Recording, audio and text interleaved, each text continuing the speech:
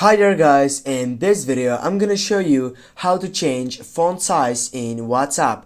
Firstly, I'm here on a chat section on a person account that I just wanna show you what is the font size in this chat. Now I need to get back and then I need to go on my right upper side by clicking on the three dots and then selecting the settings side.